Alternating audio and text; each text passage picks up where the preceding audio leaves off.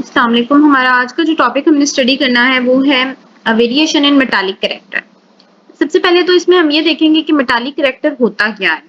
देखिए, हम कहते हैं कि किसी एलिमेंट की जो इलेक्ट्रॉन्स को लूज करने की एबिलिटी है या टेंडेंसी है उसे हम क्या कहते हैं, मेटालिक कैरेक्टर। तो फिर इसकी डेफिनेशन क्या हो जाएगी कि metallic character is the ability of an atom loose electrons. ठीक है, अब कोई एटम जितनी ज्यादा आसानी से इलेक्ट्रॉन को लूज करेगा उसमें मेटालिक कैरेक्टर उतना ज्यादा पाया जाता है। फिर अब हमें पहले तो ये पता होना चाहिए कि प्रोडिक्ट टेबल में ऐसे कौन से एलिमेंट्स हैं जो इलेक्ट्रॉन को आसानी से लूज कर सकते हैं। तो हम कहते हैं कि प्रोडिक्ट टेबल के जो लेफ्ट साइड पे एलिमेंट्स हैं, ठीक है, यानी यहाँ पे ये जो एलिमेंट्स हैं फर्स्ट ग्रुप में, सेकेंड ग्रुप में या कुछ हद तक थर्ड ग्रुप में भी, ये क्या करते हैं एलिमेंट्स को, ये वाले एलिमेंट्स जो इलेक्ट्रॉन्स को बहुत आसानी से लूज कर देते हैं फर्स्ट से लेके, और ये वाला सारा जो दरमियान वाला पोर्शन है ट्रांजिशन एलिमेंट्स का, ये सारे के सारे क्या करते हैं, इलेक्ट्रॉन को बहुत आसानी से लूज कर देते हैं। लेकिन इसके कंपैरिजन में जो एलिमेंट्स हमारे प्रोडिक्ट टेबल में राइट साइड पे पाए जाते हैं वो इलेक्ट्रॉन्स को इतनी आसानी से लूज नहीं करते। तो हम ये कह सकते हैं कि लेफ्ट साइड वाले जो एलिमेंट्स हैं उनमें मेटालिक कैरेक्टर ज्यादा पाया जाता है और राइट साइड वाले जो एलिमेंट्स हैं उनमें मेटालिक कैरेक्टर कम पाया जाता है।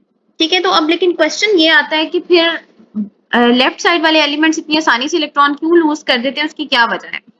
देखिए, इसमें जो हम एक तरह से ये कह सकते हैं कि मेटालिक कैरेक्टर जो है वो बहुत ज्यादा डिपेंड करता है इलेक्ट्रॉनिक कॉन्फ़िगरेशन में। ठीक है, ये एक बहुत इंपॉर्टेंट एमसीक्यूज भी है कि मेटालिक कैरेक्टर किस चीज पर डिपेंड करता है। Metallic character depends upon electronic configuration.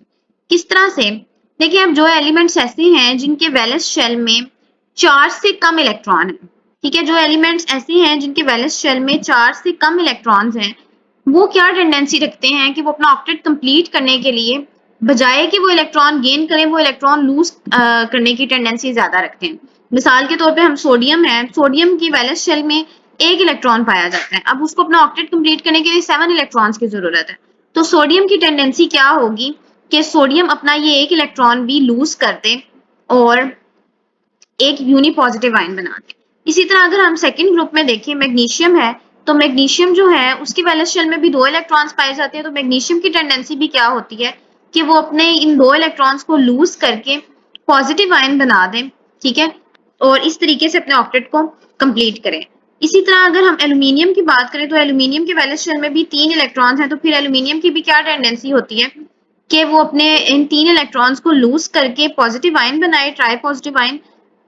इस तरह से ये भी क्या है, मेटल है।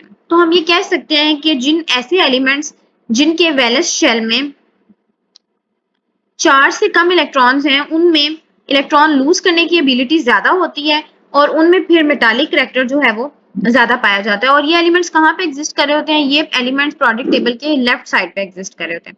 इसके कंपैरिजन में ऐसे एलिमेंट्स जिनके वैलेंस शेल में जो इलेक्ट्रॉन्स हैं उनकी तादाद 4 से ज्यादा है, ठीक है, जिनके वैलेंस शेल में इलेक्ट्रॉन्स की तादाद जो है वो 4 से ज्यादा है, फिर वो क्या करते हैं, वो इलेक्ट्रॉन गेन करना पसंद करते हैं। ठीक है, ये फिर एलिमेंट्स प्रोडिक्ट टेबल के राइट साइड पे हैं, उनमें एक्चुअली जो इलेक्ट्रॉन्स की तादाद है वो 4 से ज्यादा है, उनके वैलेंस इलेक्ट्रॉन्स की तादाद 4 से ज्यादा है। और इस वजह से वो क्या करते हैं, वो इस बात को प्रेफर करते हैं कि वो अपना ऑक्टेट कंप्लीट करने के लिए इलेक्ट्रॉन लूज ना करें, इसके बजाय इलेक्ट्रॉन गेन कर लें। यानी हम ये कह सकते हैं कि उनकी प्रेफरेंस जो है वो इलेक्ट्रॉन को गेन करना है। और फिर जब कोई एलिमेंट इलेक्ट्रॉन को गेन करेगा तो हम ये कहेंगे कि उसमें मेटालिक कैरेक्टर जो है वो कम पाया जाता है।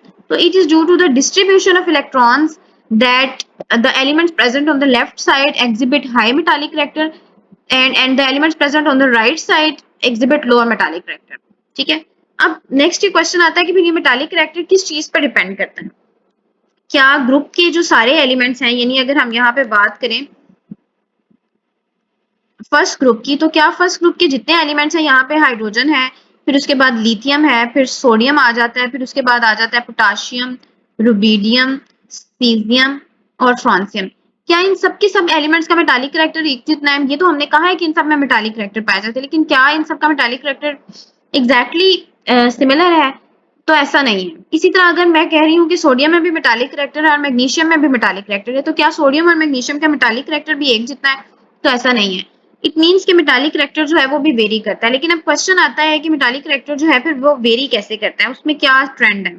तो हम कहते हैं कि मेटालिक कैरेक्टर जो है वो भी कुछ फैक्टर्स पे डिपेंड करता है, ठीक है।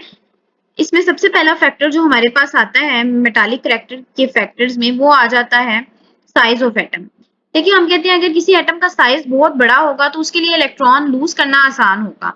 क्यों आसान होगा? क्योंकि उस साइज बड़ा होने की वजह से न्यूक्लियस की वैलेंस इलेक्ट्रॉन पे जो गिरफ्त है, जो अट्रैक्शन है, वो क्या हो जाएगी? कम हो जाएगी। और ऐसा एलिमेंट बड़ी आसानी से इलेक्ट्रॉन को लूज कर देगा। और अगर कोई एलिमेंट आसानी से इलेक्ट्रॉन लूज कर दे तो मतलब ये कि उसमें मेटालिक करैक्टर जो है वो ज्यादा पाया जाता है। तो it means metallic character is directly proportional to the size of atom. ठीक है। और आपको पता है कि डाउन द ग्रुप जो है वो साइज क्योंकि बड़ा हो जाता है। ठीक है। आपको पता है हाइड्रोजन के पास एक शेल है, लिथियम के पास दो, इसी तरह सो ऑन नीचे की तरफ साइज बड़ा हो रहा है। तो इट मींस के down the group metallic character जो है उसमें इजाफा हो रहा है।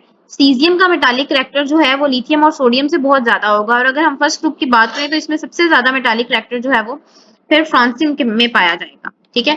इसके बाद अगर हम बात करें सेकंड फैक्टर की, तो सेकंड फैक्टर हमारे पास आ जाता है न्यूक्लियर चार्ज। देखिए अगर न्यूक्लियर चार्ज में इजाफा होगा, न्यूक्लियस की गिरफ्त जो है, न्यूक्लियस की जो फोर्स ऑफ अट्रैक्शन है इलेक्ट्रॉन्स के लिए, वो मजबूत हो जाएगी। और अगर न्यूक्लियस की फोर्स ऑफ अट्रैक्शन इलेक्ट्रॉन्स के लिए मजबूत हो जाएगी तो फिर इलेक्ट्रॉन लूज करना मुश्किल हो जाएगा। तो इट मींस कैसे एलिमेंट्स जिनका न्यूक्लियर चार्ज ज्यादा होता है उनमें मेटालिक करैक्टर कम पाया जाता है। तो न्यूक्लियर चार्ज और मेटालिक करैक्टर में इनवर्स रिलेशन है। और यही वजह है कि जब हम अक्रॉस द पीरियड मूव करते हैं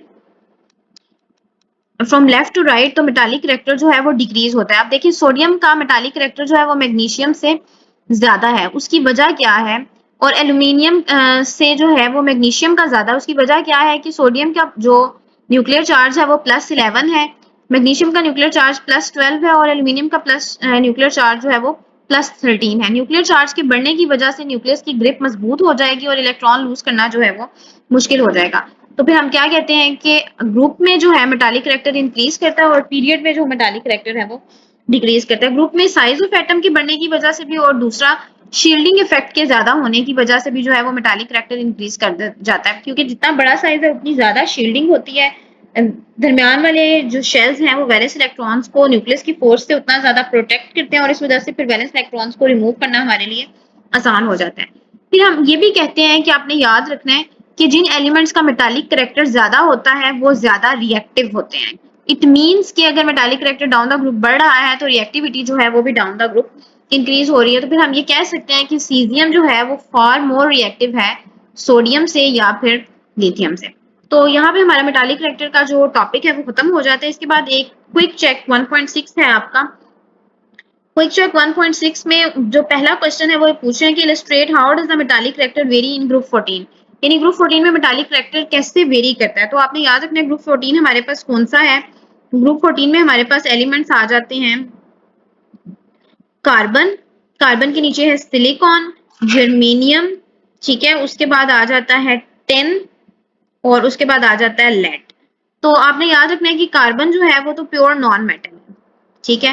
फिर उसके बाद जो सिलिकॉन और जर्मेनियम है ये दोनों क्या हैं? ये सेमी मेटल्स हैं या फिर मेटलॉइड्स हैं। और उसके बाद जो टिन और लेड हैं ये दोनों क्या हैं? ये दोनों मेटल्स हैं। तो down the group metallic character में क्या हुआ है? इजाफा हुआ है। हम नॉन मेटल से पहले सेमी मेटल्स पे आए हैं और फिर हम फुल मेटल्स पे आए हैं।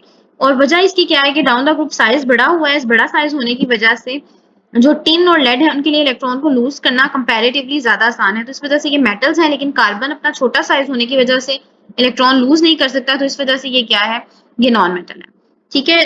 तो ये जो है हमारा यहाँ से क्विक चेक का क्वेश्चन नंबर 1 था। उसके बाद फिर आ जाता है identify semi metals in group 14, 15 and 16। Group 14, 15 और 16 के सेमी मेटल्स के नाम क्या है? तो आपने याद रखना है कि जो ग्रुप 14 है उसमें हमारे पास जो सेमी मेटल है वो है सिलिकॉन और जर्मेनियम। उसके बाद जो ग्रुप 15 है उसमें जो हमारे पास सेमी मेटल है यानी नाइट्रोजन वाला जो ग्रुप है उसमें हमारे पास सेमी मेटल है आर्सेनिक एंड एंटीमनी। और जो ग्रुप 16 है उसमें हमारे पास जो सेमी मेटल्स या मेटलॉइड्स हैं वो है टिलूरियम और पोलोनियम। ठीक है। सेमी मेटल्स वो एलिमेंट्स होते हैं जिनकी प्रॉपर्टीज मेटल्स और नॉन मेटल्स के दरमियान में होती हैं, इन बिटवीन होती हैं, और इस वजह से हम इनको मेटलॉइड्स भी कहते हैं। ठीक है। यहाँ का लेक्चर जो है आज का लेक्चर यहीं पे खत्म होता है। और यहाँ पे हमारी तकरीबन सारी जो प्रॉपर्टीज हैं, जो प्रोडक्ट प्रॉपर्टीज हैं प्रोडक्ट टेबल में, वो कंप्लीट हो जाती हैं। इसे नेक्स्ट लेक्चर इंशाल्लाह जो है वो हम नेक्स्ट वीडियो में देखेंगे।